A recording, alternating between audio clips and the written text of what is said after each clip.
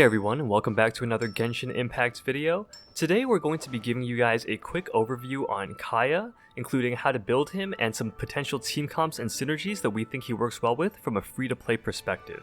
If you enjoy this video, don't forget to like. If you want to see more Genshin Impact or Exo Heroes content, subscribe to stay tuned. So the first thing we're going to be talking about is going over his talents and constellations, and we'll let Hao take care of that.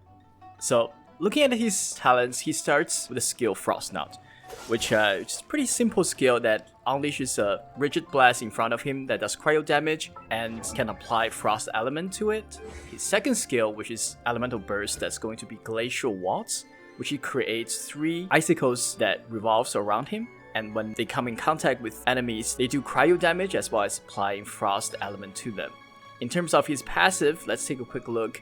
Passive talent 1 is Cold-Blooded Strike, which allows Kaeya to regenerate HP equals to 15% of his attack whenever he hits an enemy with Frostnaut. His passive number 2 is going to be Heart of the Abyss. So whenever enemies are frozen by Frostnaut, they will drop additional elemental particles, which can generate up to 2 additional elemental particles per use. Lastly, his third passive, which is Hidden Strength, and this is quite useful especially for map exploration because it decreases the sprinting stamina consumption of all your characters in the party by 20%. So with that, let's move on to talk about his constellation. Like all the other characters in this game, Kaeya has 6 levels of constellation. So his constellation level 1 is called Excellent Blood, which increases his critical rate by 15% on his normal and charge attack whenever it's against an enemy that's affected by cold or frozen status. Constellation level 2 is called Never Ending Performance. Every time Glacial Waltz defeats an enemy, it increases duration by 2.5 seconds for up to 15 seconds. This is pretty good. And then level 3, he unlocks Dance of Frost, which increases the level of Frostnaut by 3, and maximum upgrade goes up to 15.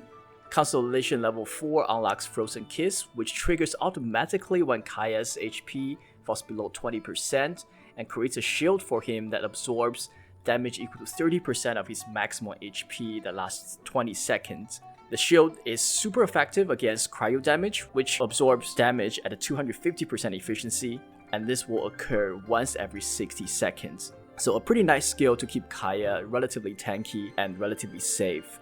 At level 5, you unlock Frostbiting Embrace, which increases level of Glacial Waltz by 3 and maximum upgrade level up to 15. And lastly, if you can somehow get to his constellation level 6, you will gain access to Glacial Whirlwind, which adds 1 additional icicle to Glacial Waltz.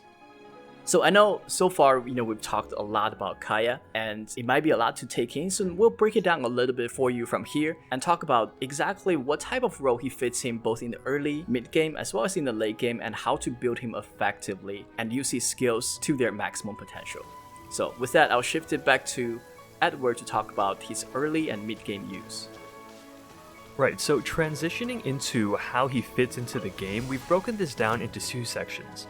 First is early to mid game, and then second is late game. So first we'll be talking about early to mid, and the overall rating we gave him was an 8 out of 10. So let's talk about why.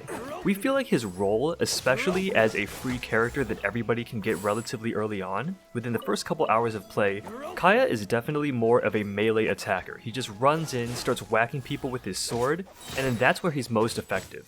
Here's why.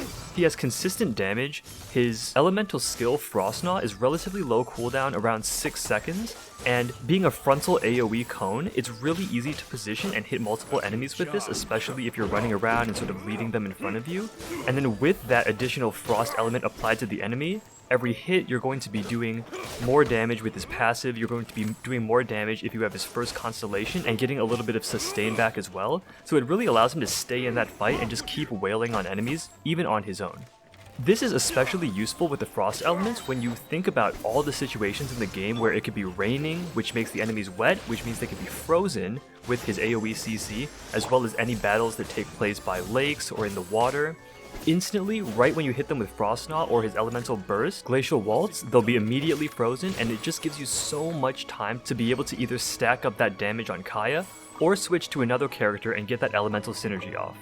For these reasons, we think he's really good in the early game, and mid game he's actually pretty decent as well. When it comes to co-op content, you're stuck on a stage, enemies are going to be following you, so it's going to be pretty easy to rack up those elemental charges on enemies, hit them with cryo, and then set up for either more auto attacks from Kaeya, or again like we mentioned earlier, that team elemental damage. Domains of Forgery are also a great place where we feel he can shine. Our build recommendation, because we think that basic attacks are such a big part of his damage, is go with increased attack percentage, critical chance artifacts from early to mid game. Things like Berserker and Martial Artist are good choices, and they're relatively easy to get early on. But unfortunately, there's a balance. Being so strong early game, Kaeya kind of falls off in the late game, and I'll pass it back to Hao to talk about that. Yeah, I agree, and I think that's just the curse of being a free-to-play character.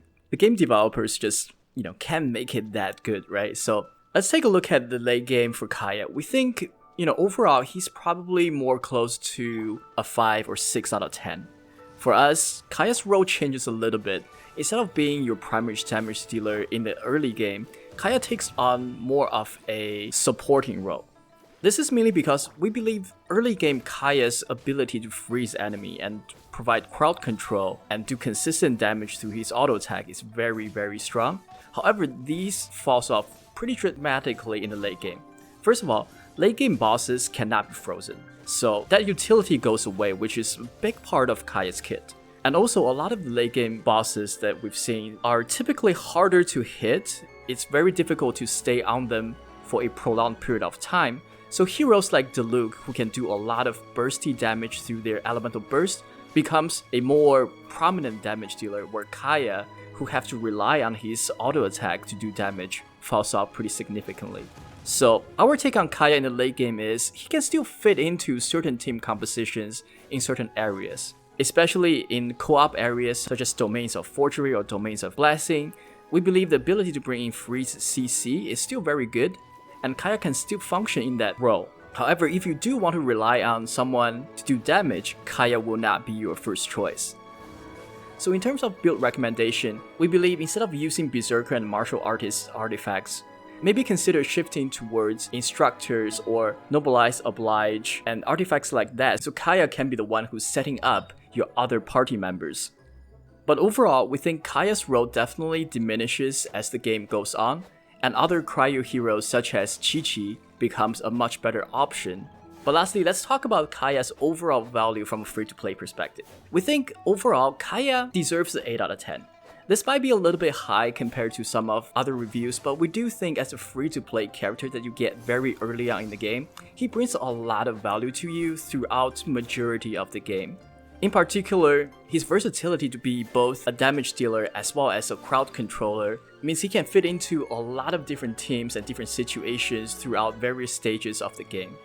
Additionally, his passive talent, Hidden Strength, is also very useful for map explorations because you're able to save 20% of stamina as you run around, so that's always a plus. So in our opinion, until you get a real top tier cryo hero, Kaeya is definitely worth the investment for most of us free-to-play players. Right, so I mean, that should basically cover everything we wanted to talk about as far as a quick overview of Kaeya. We could potentially be doing some more detailed hero overviews and talk about specific parts of their kit in later videos, but for now, that does it. As we mentioned, Kaeya's great. He has a lot of synergy with other heroes such as Xiangling and Barbara, and really we think, like Hao mentioned, he's definitely worth investing in if you're free to play and don't have some of those top tier cryo heroes. But that does it for this video. If you enjoyed, please leave a like. If you want to see more content like this, Exo Heroes, Genshin Impact, please subscribe and you'll be notified when we release videos in the future. So keep an eye out for that. Thanks for watching and we'll see you guys next time. Peace.